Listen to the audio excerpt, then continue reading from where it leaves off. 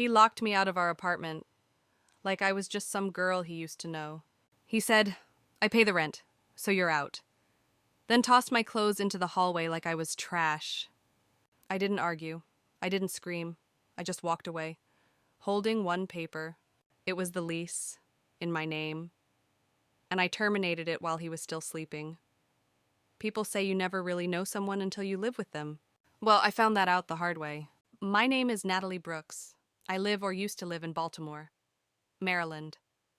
And once upon a time, I was in love with a man named Derek Mitchell. It wasn't fireworks and fairy tales in the beginning. It was slower, softer. I met Derek at a coffee shop where I stopped for my daily latte. He was charming, quiet confidence, nice smile, dressed like he had somewhere important to be, even when he didn't. We talked for weeks before our first date, and by the second month, I had fallen. Back then, Derek had just been laid off. He was couch surfing between friends' apartments, picking up freelance work where he could. He never asked for pity, and maybe that's what pulled me in. I wanted to help. I offered what I had: a stable job, a decent apartment, and a heart too willing. I said, "Come live with me, just until things get better." And he did. But the apartment was small, and the lease was ending. So I suggested we find a new place together. I handled the paperwork. I signed the lease. My name was the only one on it because his credit was a mess. I paid the deposit, the first month's rent, and all the move-in costs. Derek promised he'd get back on his feet soon, that he'd take care of me the way I was taking care of him. I believed him, and for a while, things were okay. We moved into a 2-bedroom in a quiet neighborhood. It wasn't luxury, but it felt like a fresh start. We painted the walls, bought secondhand furniture, and stayed up late talking about dreams. I worked full-time at a local publishing firm. Derek spent his days doing something. He told me he was applying to jobs. Sometimes I'd come home and see job boards open on his laptop. Other times, it was gaming streams or YouTube videos. I didn't question it too much, because love, I thought, meant trust. But little things began to change. He started deciding who could come over, even though it was technically my place. He didn't like my best friend Jamie. Said she was too opinionated. He'd comment on what I wore, suggest I was dressing for attention if I put on makeup for work. And slowly, without realizing it, I began shrinking. I stopped inviting people over. I stopped dressing the way I used to. I started walking on eggshells in my own home. But I kept telling myself he was just stressed, that once he found a job, things would go back to normal. One night, I came home late from a work event. I had texted him earlier, told him I'd be home by 10. My phone had died, and I didn't realize it until I got to my car. When I opened the door to the apartment, Derek was sitting in the dark. No lights, just the glow of the TV. He didn't say anything, just looked at me. I laughed nervously. "Sorry, my phone died. The meeting ran late." He didn't respond. Instead, he said, "You think I'm stupid? You think I don't know what you're doing?" That night was the first time I saw something in him that terrified me. It wasn't rage. It was cold, detached, like he was studying me, figuring out how far he could push. I slept in the guest room that night, and every night after that for a week.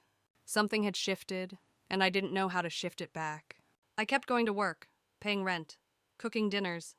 He kept sitting at home, blaming the economy, the government, the world, but never himself. Then I found the messages. He had left his laptop open. I wasn't snooping. I was just cleaning. There they were, dozens of messages between him and a woman named Kira, from months ago. Flirty, intimate. He had told her he was stuck living with his ex, but would be free soon. I froze. That's when the realization hit me. To him, I was a convenience, a placeholder, a stepping stone, not a partner, not a person. I didn't confront him, not that day, because I was already thinking ahead, already planning what he never saw coming.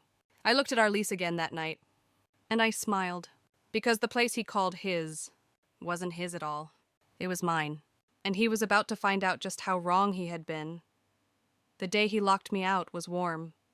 Too warm for November in Baltimore, the kind of day that makes you question what season you're in and what life you're living.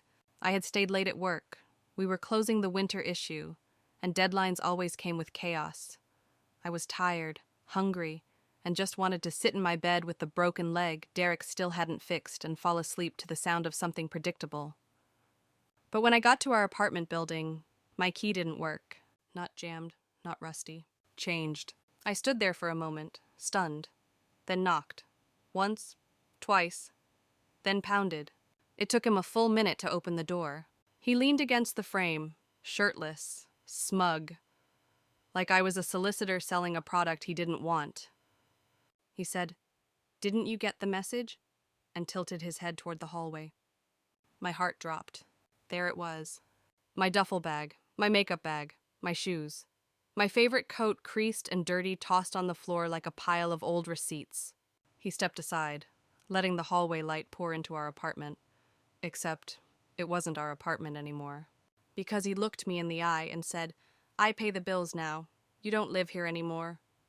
I stared at him, and I didn't say a word. Not because I didn't have words, but because I knew none of them would matter. Not to a man who decided I was disposable.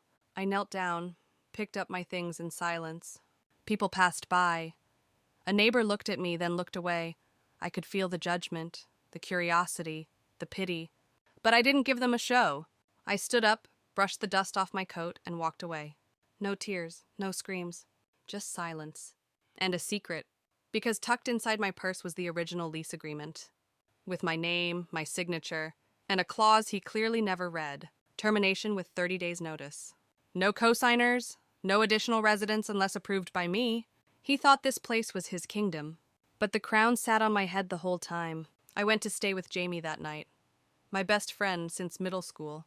The one Derek hated. She didn't ask questions, just opened the door, handed me wine, and said, "What do you want to do?"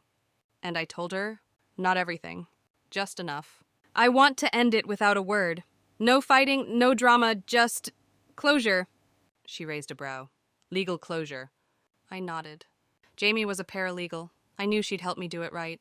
The next morning, I called the leasing office, asked for the property manager, Linda. I introduced myself calmly, explained that I was the sole leaseholder of Unit 3C, that an unauthorized occupant had changed the locks and illegally evicted me. She was horrified, said that was a violation of lease policy and possibly grounds for immediate termination. I told her I wanted to file a 30-day notice to vacate, and I was willing to pay the termination fee. She processed it immediately. I drove down, signed the documents, and handed over the fee in full. And then I waited. 2 weeks passed. I heard nothing. Jamie told me to be patient, that the best revenge wasn't loud, it was quiet, swift, and final. On the 22nd day, Derek texted me, "What is this notice I got from the landlord? What the hell did you do?" I didn't reply. 3 hours later, a voicemail? "Natalie, come on, be serious. Where am I supposed to go? I've got nowhere right now. You're being extreme." I listened, then deleted it. He had somewhere to go. Back to Kira, back to excuses, back to whoever would let him spin his web. But not back to me. Not ever again. By the 28th day, he was packing. I know because Linda called to confirm the unit had been cleared. Keys returned. Damage minimal. I asked if he left anything. She said just a single envelope, with my name on it. Curious, I picked it up. Inside was a photo of us, smiling on move-in day, and a note. I thought we had more time. I folded it, put it back, and walked out without taking the picture. Because some memories don't deserve frames. They deserve closure. And this was mine. The irony he really believed he'd won. Even after the notice, even after the deadline, even after he returned the keys, he still believed he had control over the story. I didn't hear from him for a month. Then one random Friday morning, my phone buzzed. New message from Derek. "Can we talk coffee? Just 10 minutes. I stared at the screen. I didn't respond. But something inside me, the part that once loved him, wanted to know why he was reaching out.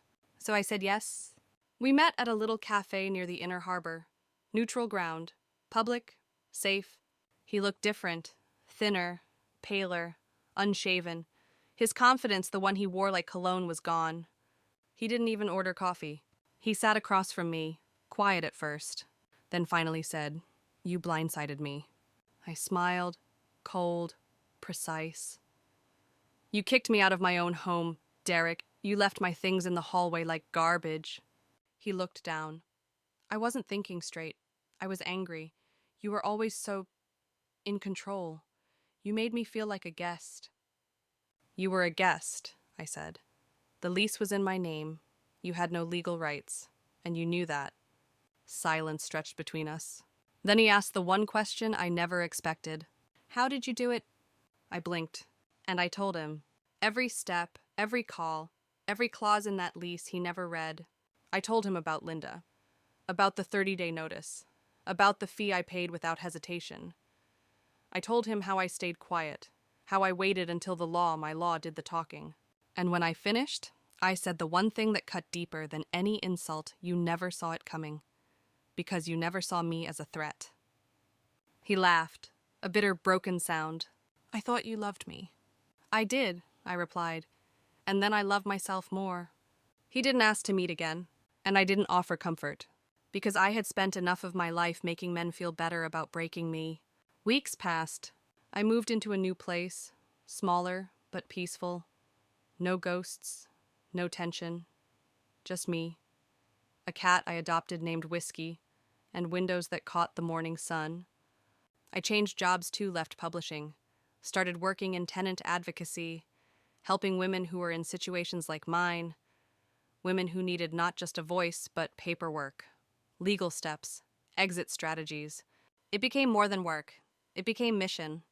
One day, I got an anonymous message on our community helpline. A woman named Kira.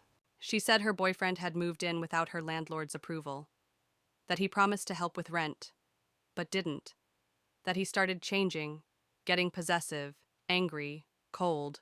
She signed off with, "I'm scared to confront him. He says I can't make him leave." I froze. Kira, the same name from those old texts. I called her, and when I heard her voice, I knew it was her. She didn't know who I was, but I knew who she was, and I knew exactly what to do.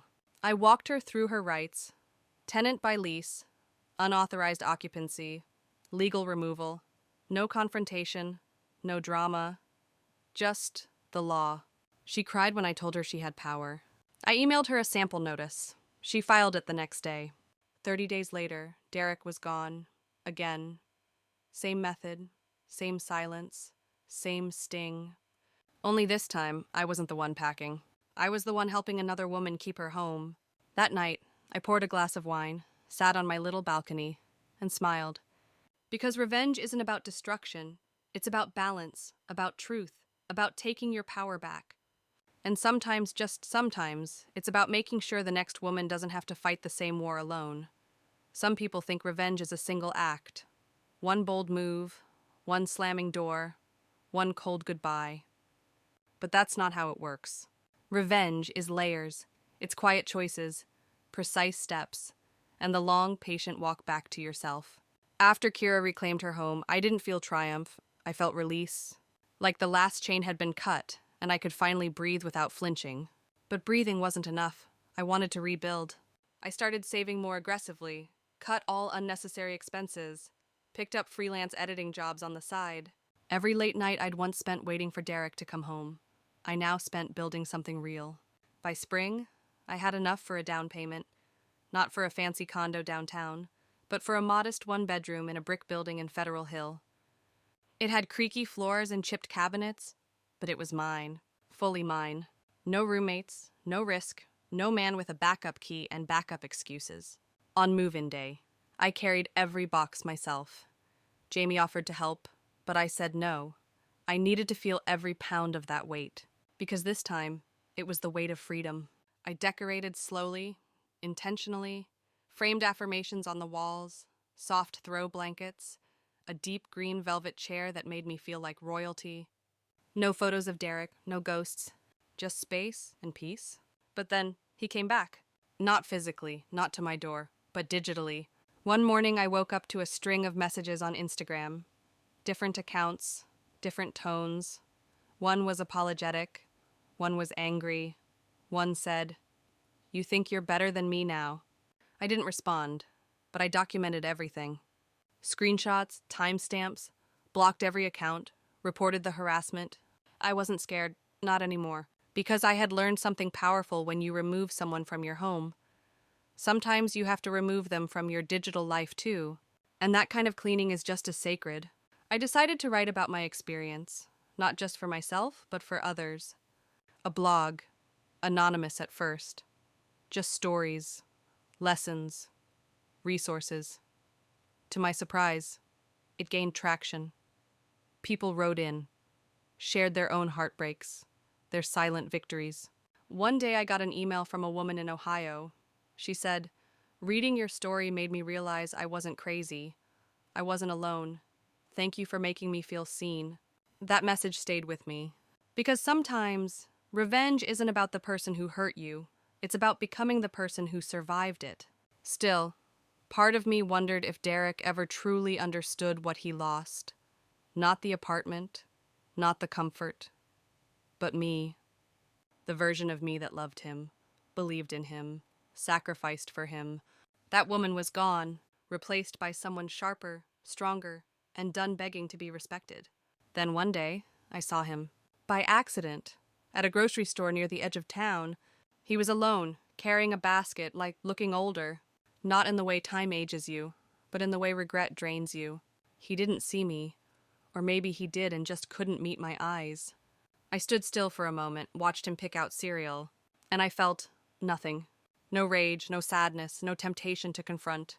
Just stillness, like watching a movie you've already seen, and realizing the ending never changes. I walked away, left my cart behind, went outside, and stood in the sunshine. It felt warm again, but not like the day he locked me out. This time, it wasn't confusing. It was clarity. Because now, I knew something I hadn't known back then. I wasn't the one being thrown away. He was. And the best part, he didn't even realize it until the silence closed in around him. And by then, it was too late. Closure isn't a door that slams. It's a slow, deliberate lock you turn yourself. And once it clicks, there's no going back. After I saw him in the grocery store, I never thought about Derek again. Not the way I used to. He became like static in the background, barely noticeable, quickly forgotten. Life moved on, and so did I. I got a promotion. Tenant advocacy became more than a job. It became the foundation for a nonprofit. We called it Keys in Her Name. Our mission was simple: educate women on their housing rights, help them secure their own spaces, give them the tools to never have to depend on a man with a spare key again. In the first year alone, we helped over 100 women break out of abusive or manipulative lease situations. Some cried on the phone, some whispered from bathrooms, some signed their own leases for the very first time. Every story different, but the fear always the same, and I knew that fear intimately, because once, it had lived inside me too. One evening, Jamie and I sat on my balcony, now furnished with string lights and 2 soft chairs, and looked through old photos. Not of Derek, never of him, but of us. Laughing on the beach, holding takeout on moving day, celebrating the launch of the nonprofit. She nudged me, smiling. "You know, I'm proud of you, right?" I smiled back. I'm finally proud of me too. But pride wasn't the final reward. Freedom was, and peace. Still, life had one last surprise waiting. One morning, I received a letter, not an email. A real letter, in a plain white envelope with no return address. Inside was a short note, scrawled in messy handwriting I recognized instantly. "You were right. I never saw you as a threat. That was my biggest mistake." No name, no apology, just that. I read it once, then I burned it in the sink.